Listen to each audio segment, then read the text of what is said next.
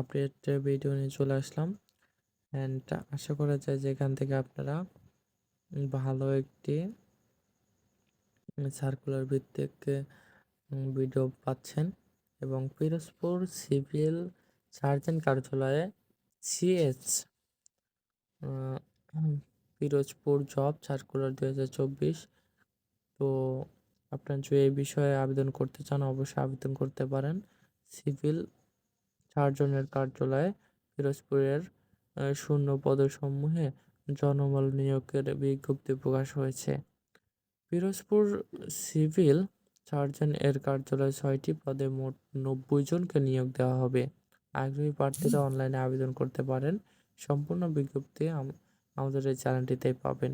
পদের নাম হচ্ছে পরিসংখ্যানবিদ, পদ সংখ্যা 5টি, শিক্ষাগত যোগ্যতা পরিসংখ্যান, গণিত, অর্থনীতি বিষয় স্নাতক ও সমমানের ডিগ্রি। বেতন হচ্ছে 10,200 থেকে 24,680 টাকা পর্যন্ত।